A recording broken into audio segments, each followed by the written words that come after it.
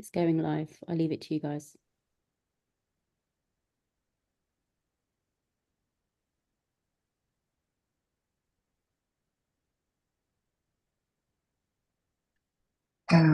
Well, hello everyone. Thank you very much for attending tonight to this talk. We are part of the patient and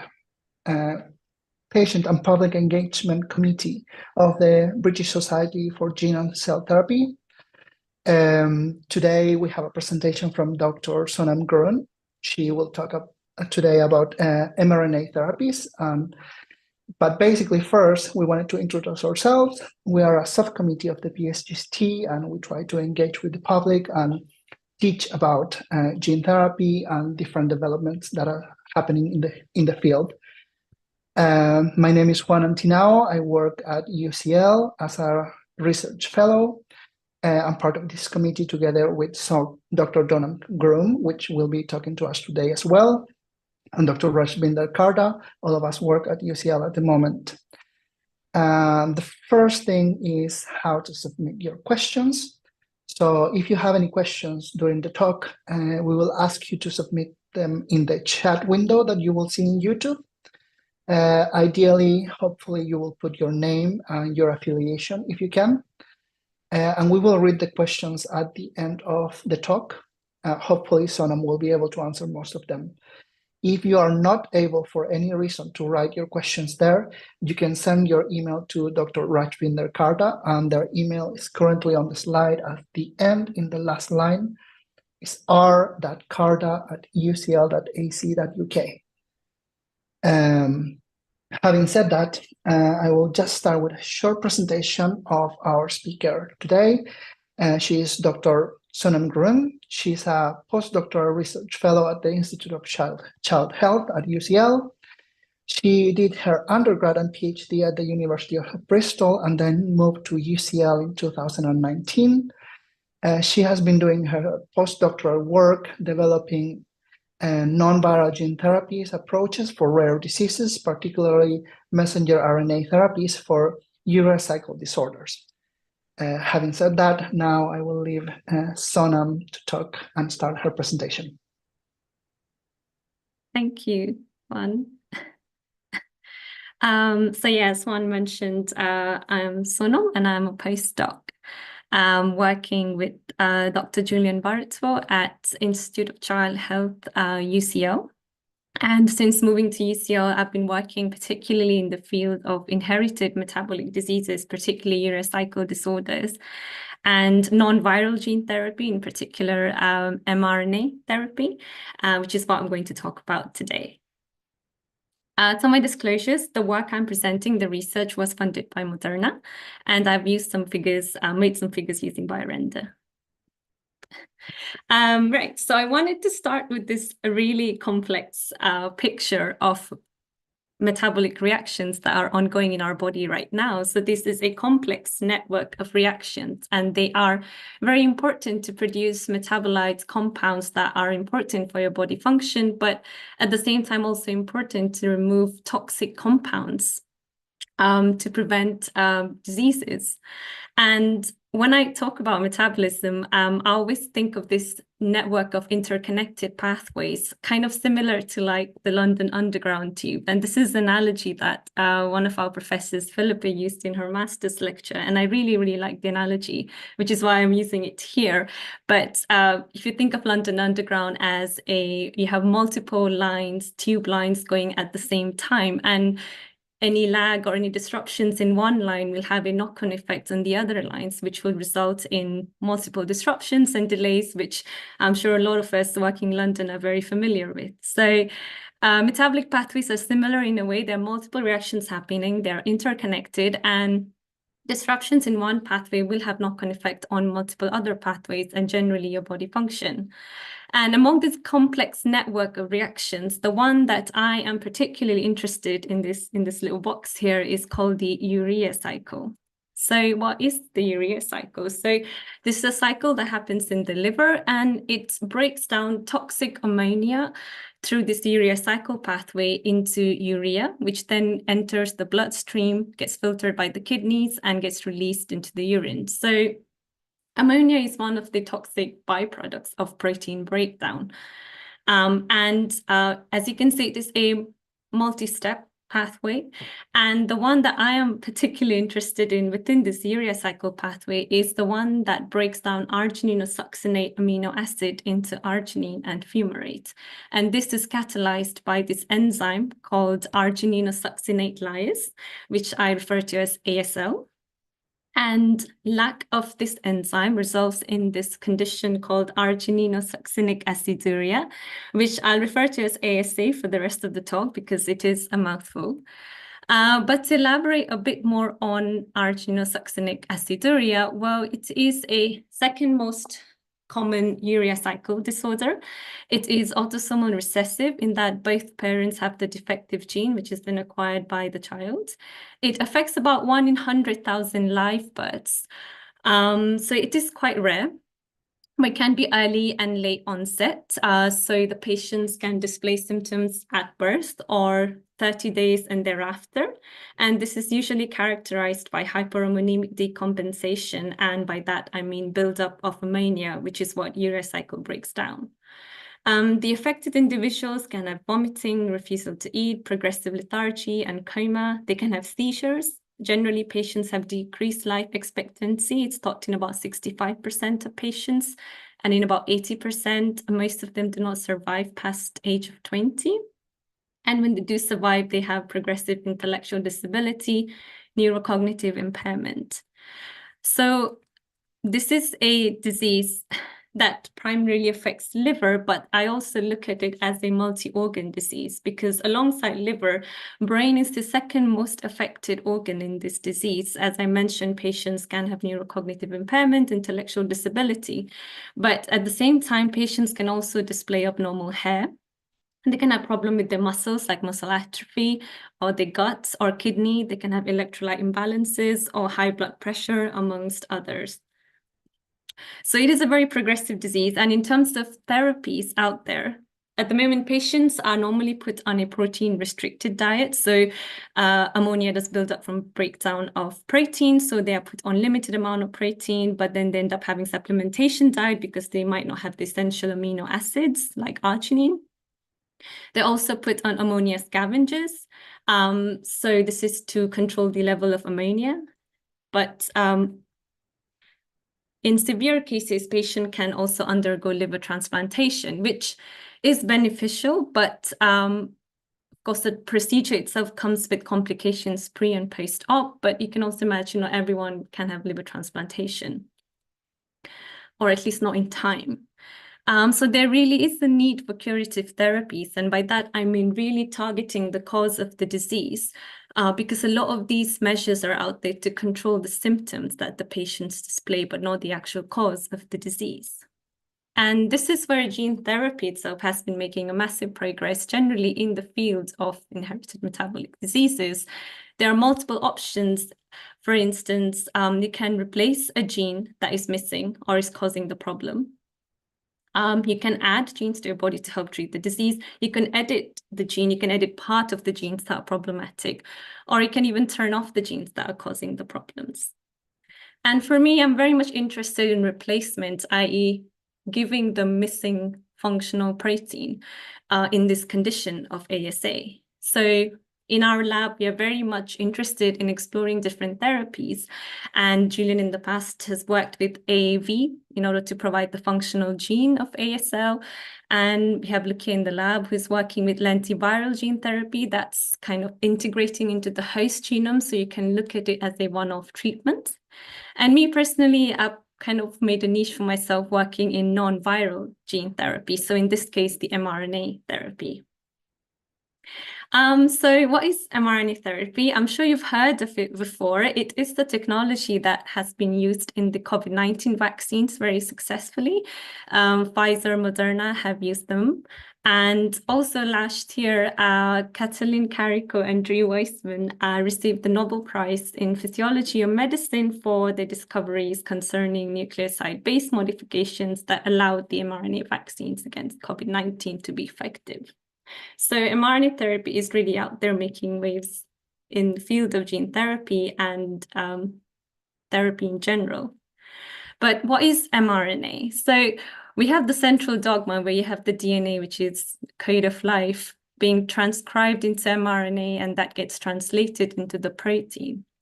So when I say DNA, it is a code of life. So you can imagine it as like a code that needs to then be decoded to produce a protein of interest. So mRNA here is the intermediate step. So M stands for messenger RNA. So it is a messenger molecule which basically transports this code from the DNA out of the nucleus into the cytosol, which then gets translated by the ribosomes. So I imagine this as like a blueprint for the protein formation. So each of the three codes code for an amino acid, which then forms these peptide sequences, which then fold into respective tertiary quaternary structures and form the functional protein. So this is what the mRNA is, and obviously I'm interested in the mRNA for ASO.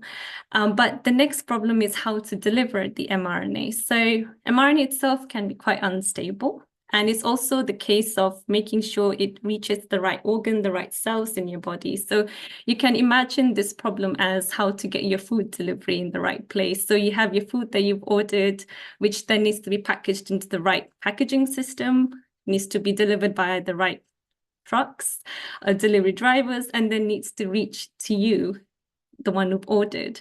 So you can imagine the mRNA as your parcel, which needs to be packaged into the right delivery system.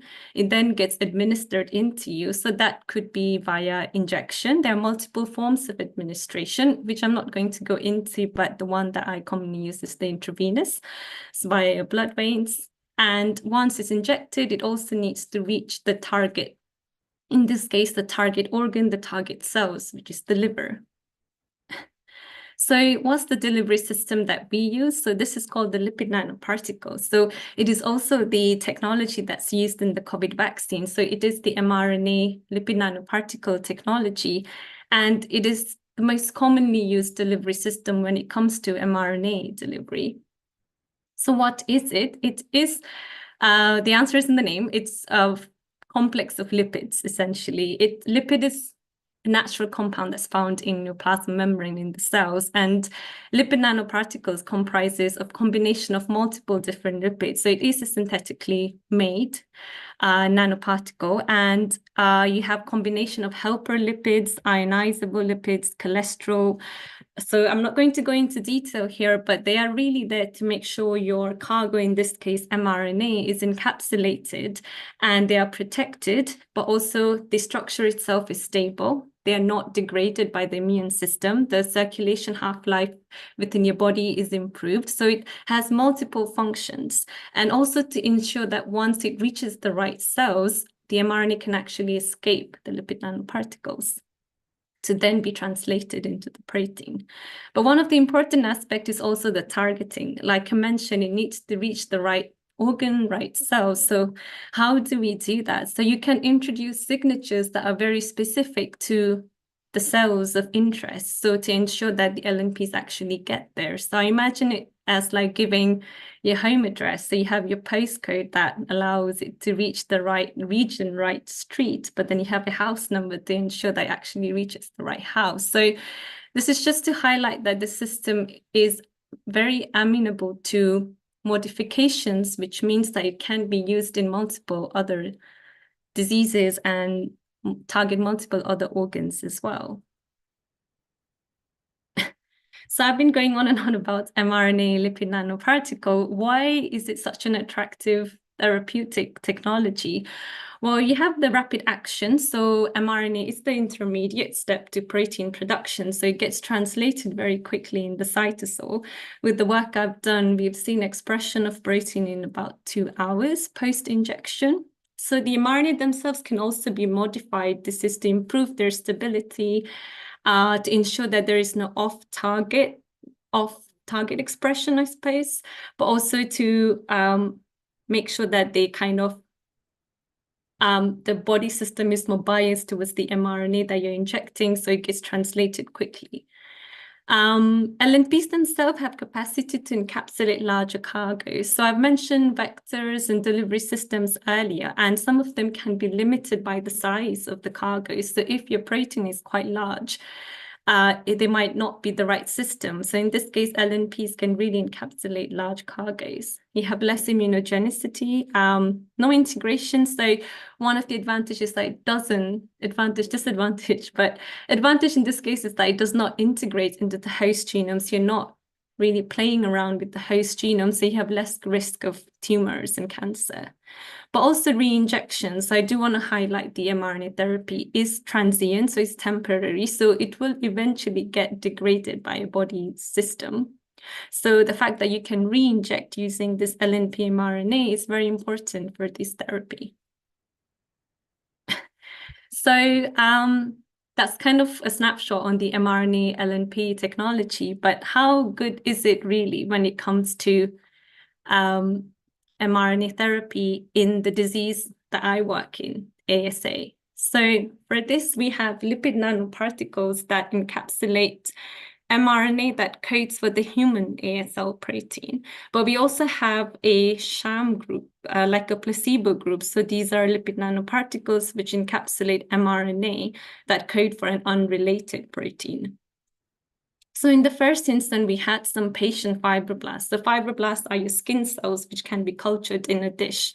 And this is a very good system because we can actually work with patient cells. So we had some ASA patient cells and some healthy control cells from healthy people that we incubated them with these lipid nanoparticles. And you can appreciate that with the red graph. The red bar graph, there was about twofold increase in the expression of this protein, ASL. But alongside the expression, we also want to make sure that the protein we are giving is actually active because it is an enzyme. It needs to catalyze the reaction. It needs to break down argininosuccinate. So it's really important to make sure that this protein is actually active as well. So we have assays to check that as well. And you can appreciate that following incubation with the human ASL mRNA, the real therapy per se, there is about more than twofold increase in the activity as well.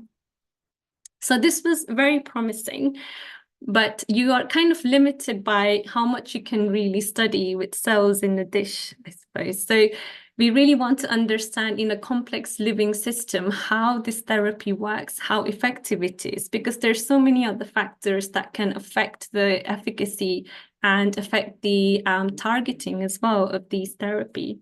So in order to test that, we use a mouse model. So this mouse model has a defective ASL gene. So it cannot produce the ASL protein or very little, which is not enough. But most importantly, they recapitulate a lot of the human disease phenotype. And by that, I mean, they show a lot of the disease signatures that the patients show. For instance, the high ammonia levels and other markers, which I will mention later. But alongside that, they also have early death. So they do not really survive past 3 to 4 weeks past birth, which is similar to sort of teenager and early adulthood in humans. So these mice, we treated them with this human ASL mRNA lipid nanoparticles that we tested in the patient cells initially. So we have this mutant group, which does not have the ASL protein being produced endogenously, and we treated them with this human ASL mRNA lipid nanoparticle, but we also treated some with the sham group, the placebo group per se.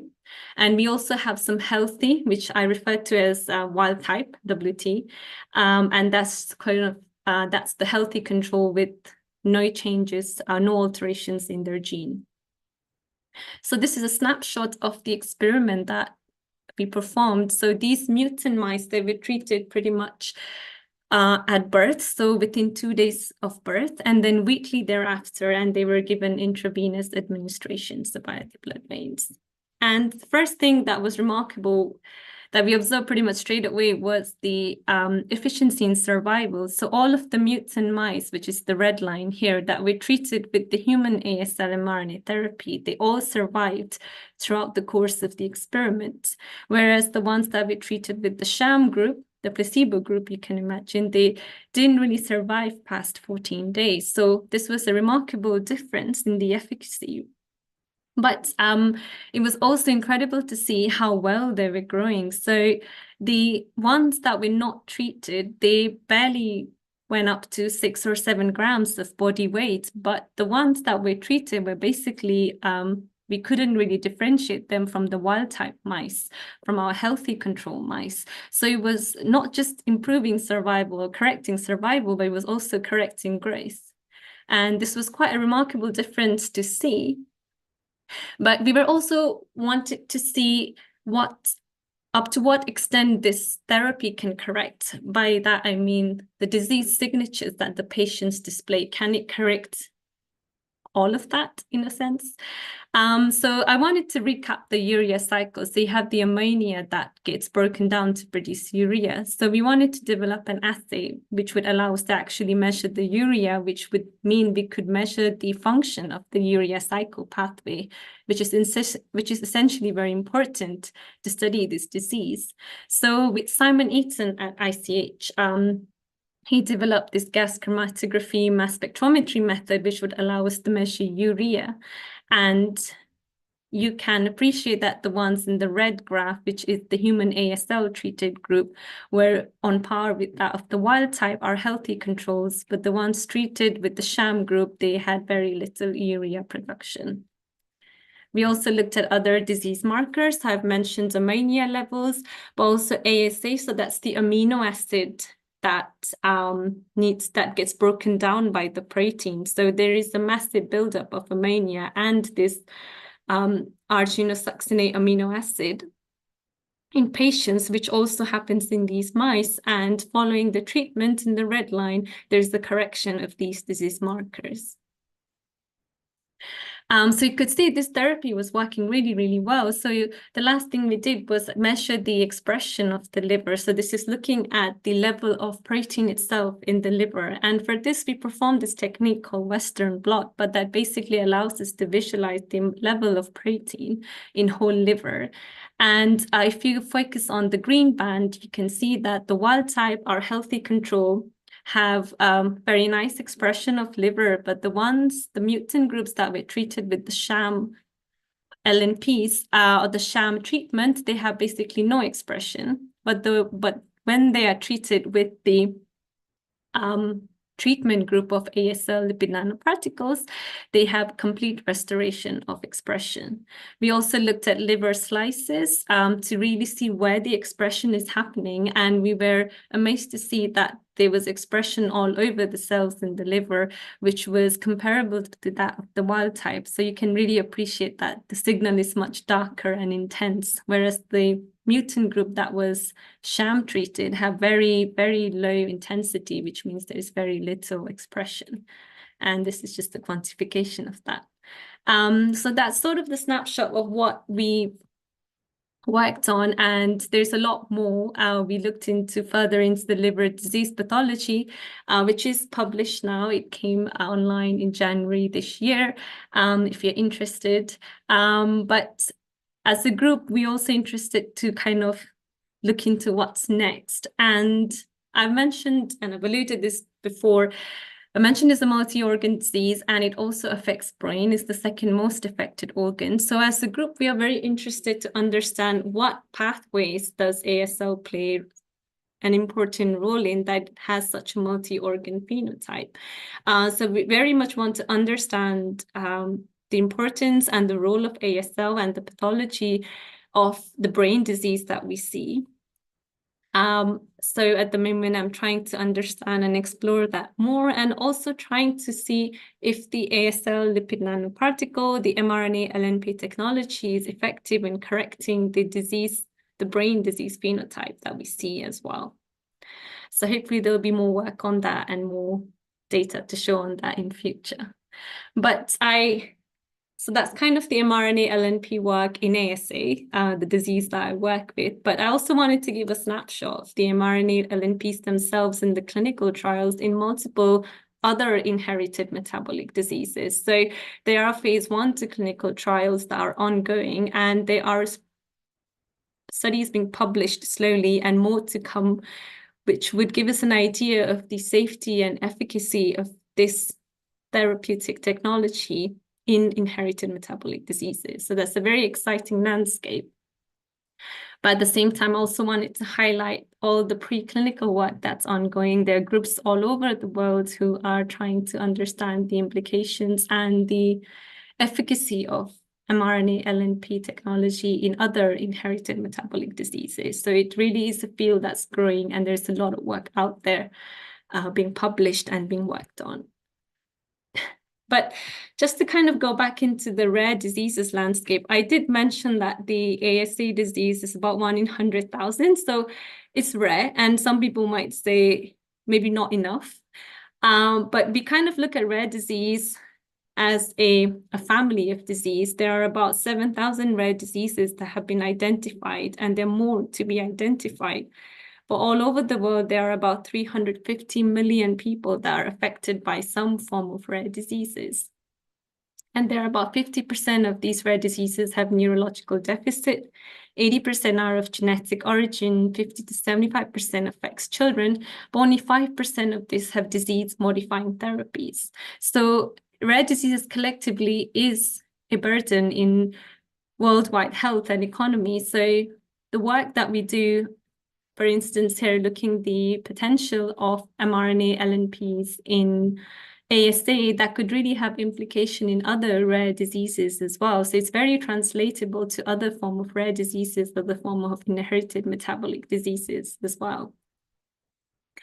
So this is my last slide, and that's the slide I wanted to end on. So this is what I got from Julian, my boss, but I really like this slide, and I wanted to include it here.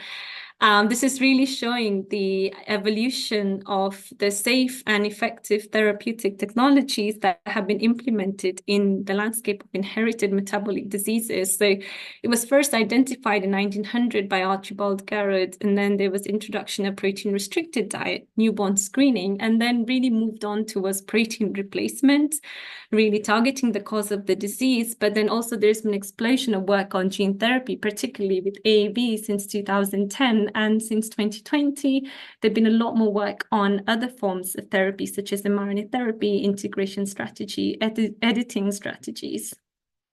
So this is a really exciting time for gene therapy, but also therapy for rare diseases, for inherited metabolic diseases. And this can really have implications in other form of diseases as well, not just rare diseases. So I'm very happy to be able to present my work here, and thank you for listening. And this is just my acknowledgements. I do want to mention my lab and my boss, Julian, and Danny, who worked a lot in this project. We also had collaborations with King's College London, with Tim and Oscar. We did some work trying to understand the pathology of liver with them and the efficacy of mRNA therapy in that. And lots of people who have contributed. And of course, Moderna, who very much funded my work and provided us with the lipid nanoparticles. And that's the end. Thank you. And any questions? Yes. Thank you for the great talk, Sonam. I think everything was pretty clear. Let's see if we have any questions on YouTube. I don't think we do for now. So I'll start with one question for you. So you mentioned that you did this weekly treatment to the mice. Do you roughly know what would be how much will one dose last? Oh, yeah. Like the half-life of the mRNA, basically.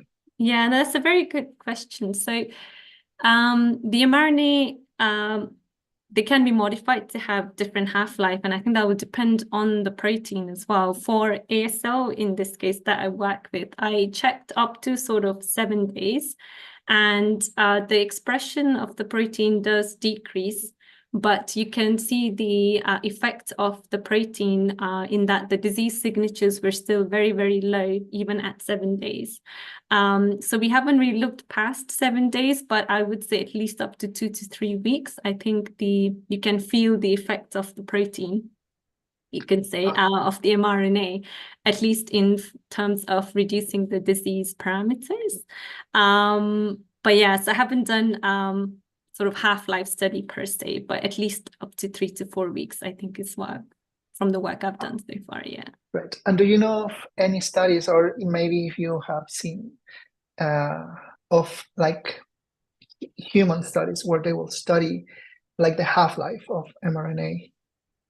Like I'm basically wondering how long do you think the human version of your treatment would be? Like how frequent the patient will need the injection? Yeah, no, I think that's a very good question, particularly for mRNA, because it is a repeated injection. So would the patients need to come every week? But I would say from what we've kind of anticipated, it definitely would be, half-life would be much longer in humans. So we think even every month. I don't think the patients would have to come in weekly for sure, maybe likely every month. But the clinical trials that are ongoing for the other liver diseases, they're kind of trying dose escalation, but they're also trying different times. So they're kind of measuring injecting them every 2 weeks, every month. So there's really sort of dose escalation and efficacy studies going, which hopefully will inform us better as to how often the patients would really need the therapy, but hopefully less than we did in the mice.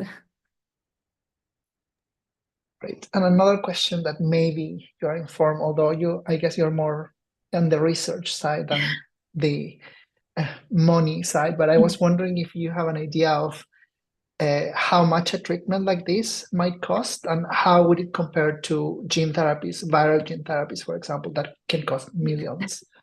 Yeah, I mean, that's a discussion that we've had in the group, and that's something I have asked Julian and Paul, because they are clinicians, so they're much aware. But I think it might probably be down to the companies and how efficient system they have in producing the mRNA. It's generally thought to be cheaper, but cheaper in compared to protein replacement therapies. But something like AAV or lentiviral gene therapy can be expensive, but it's a one-off treatment. So yeah, I'm really not sure whether it will be cheaper or expensive in the long run. But hopefully cheaper, as I'm biased to mRNA therapy. But yeah, I'm really not sure on that side. Well, on the same topic, I was wondering if you had thought about like other ways of delivering the mRNA. I'm assuming you will need to treat children, and I'm guessing, for example, if you could make this a pill that they could take orally, would be much easier to do injection.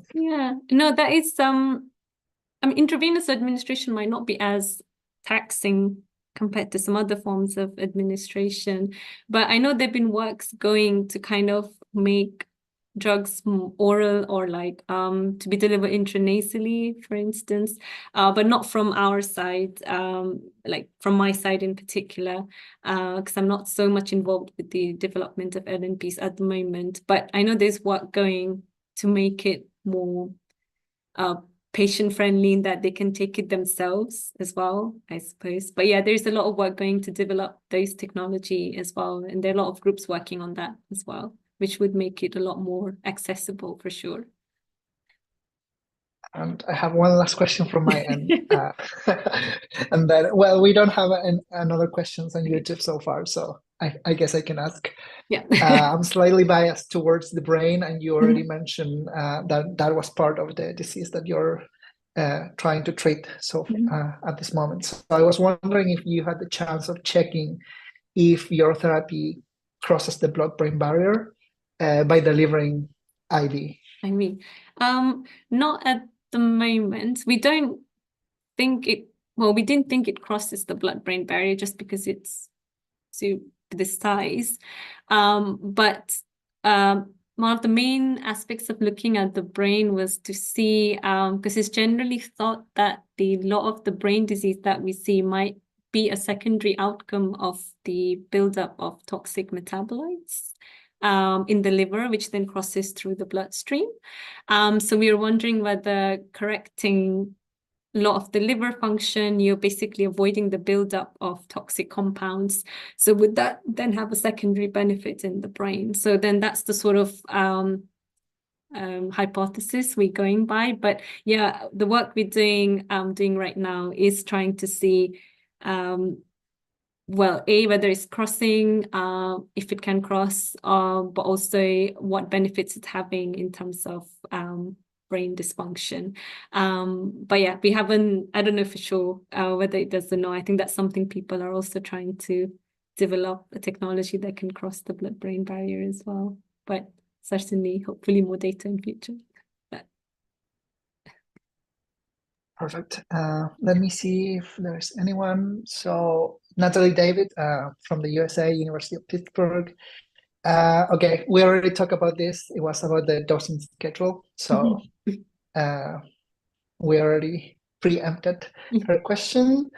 Then someone, or Kira, said that some children are not able to swallow. So it will be another thing to consider. That's probably coming from the question that I did about thinking about the delivery routes. Let me see if anyone else has done a question. No, I think that's all the questions that we have so far. And so I just have to thank Sonam for her excellent presentation. Thank you very much for talking to us about your work, your great work.